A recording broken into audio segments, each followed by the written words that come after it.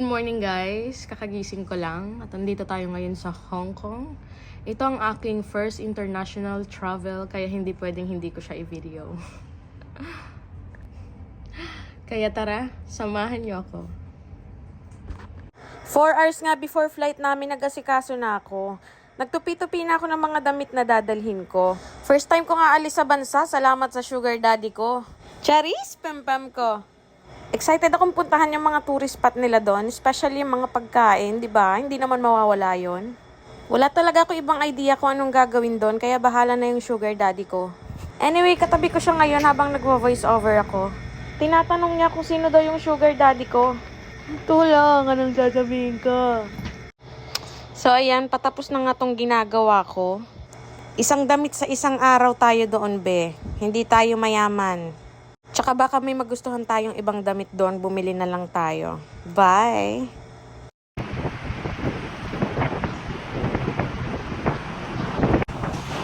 Waiting po ako sa aking sugar daddy. Pinakalimutan kami guys, very important documents. Ito ang aking sugar daddy guys, so ayan.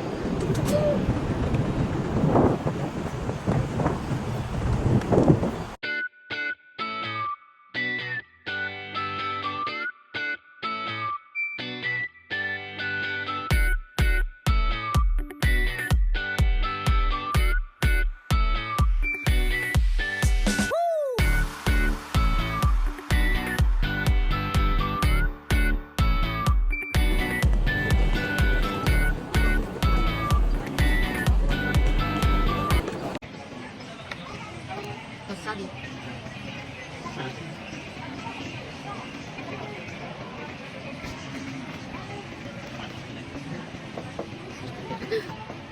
This for little. Oopsie. First bite. Oh.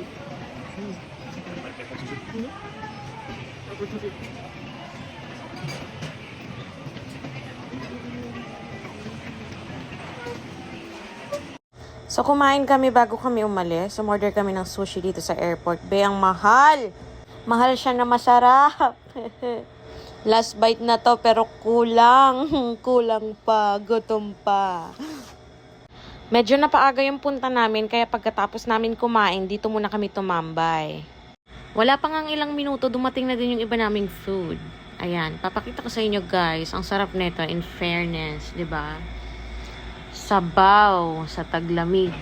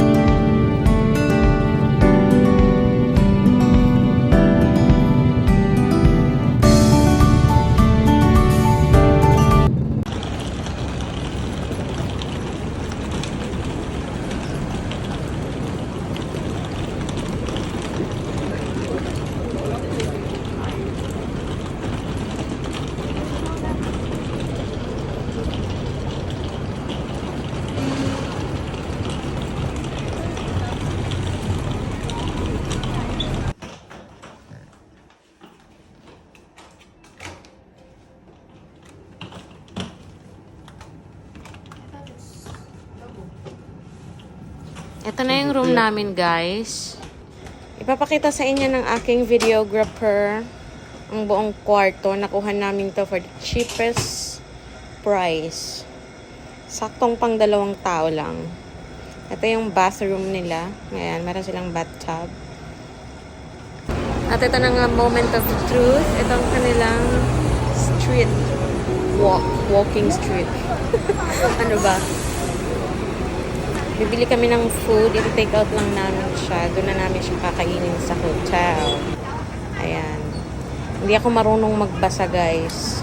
Kasi noodles siya. Noodles. Yun ang naintindihan ko.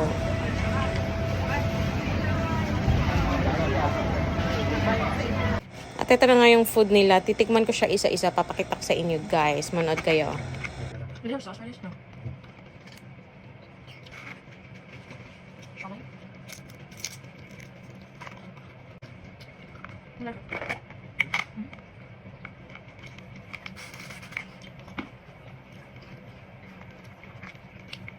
Ito parang siyang calamares. Calamares.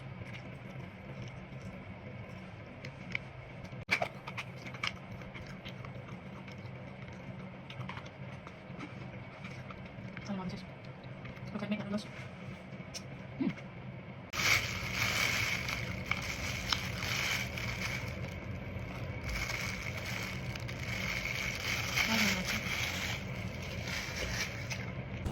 Andito tayo sa fish market. Oh, alam nyo ba yan? May kamukha. Oh, ayun yung mga palaka nila, mga baby frog, turtles, syempre mga fish, iba't ibang klase ng fish. Pero mas bet ko yung una kanina, kakaiba yun, be. Kakaiba yun. Para siyang ano, naiisip nyo ba yung naiisip ko? Itong mga isdang to, para siyang buntis. Lahat ata sila parang buntis. You're my sweetest addiction. You're my strongest inspiration.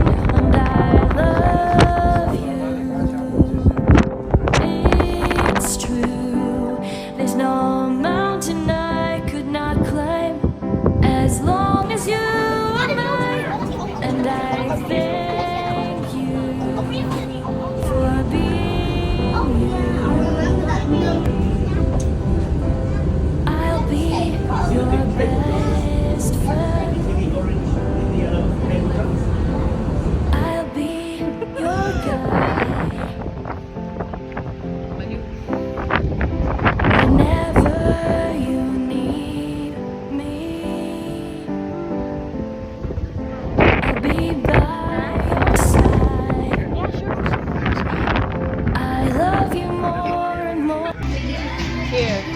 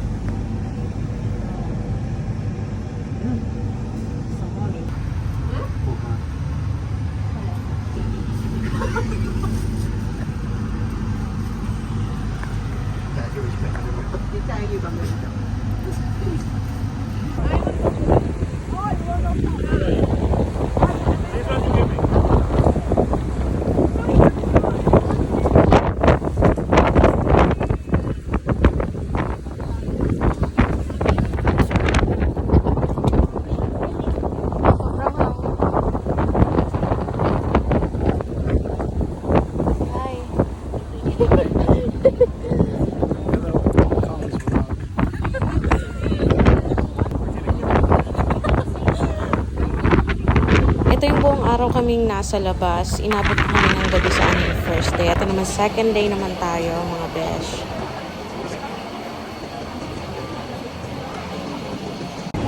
May mga kasama kami dito. Gusto ko sana yung kaming dalawa lang para diba, moment na moment. Kaso hindi natin afford. Kailangan natin magtipid. Ito ang mga kasama namin ng aming mga AFAM friends. Char!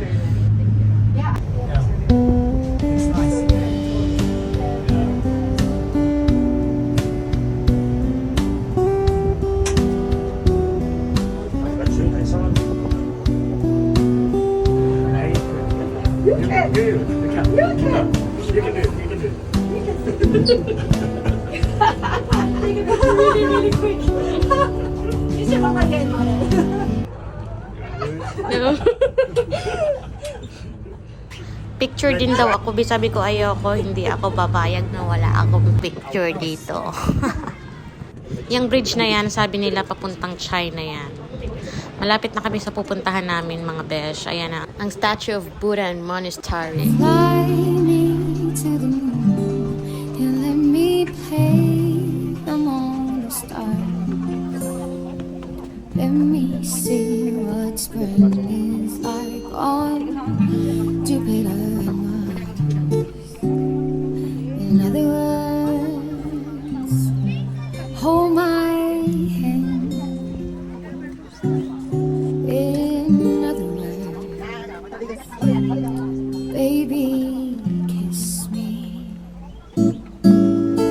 Fill my heart with song and let me sing forevermore. You are all I long for, all I worship and adore. In other words, please be true. In other words, I love you. Da da da da da da da da da da da.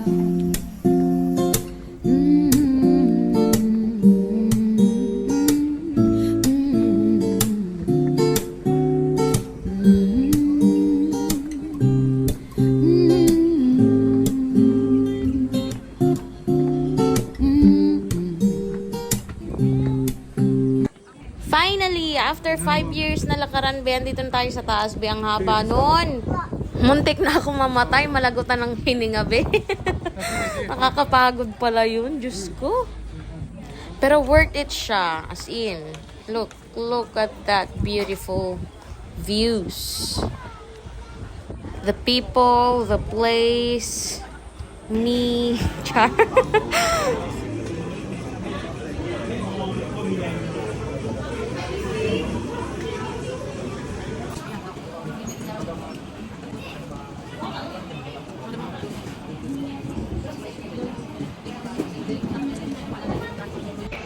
At walang katapusang kainan, be. Mula umaga hanggang hapon. Kakaabuti na naman kami ng gabi, pero wag naman sana. Nakakapagod pala to. Ganito pag ilang araw ka na lang talaga, no? Susulitin mo talaga yung mga natitirang oras mo. Kaya dapat enjoy natin. Mabuhay ka hanggat gusto mo. Kumain ka ng masasarap na pagkain. Huwag ka lang machochoke. Charot! Yung pansit nila dito, guys, ikaw na maglalagay ng toyo, ibang seasonings, ganyan. Kasi itong pansit na to, kahit hindi mo lagyan, may lasa na siya. Yung sa akin, hindi ko na siya nilagyan.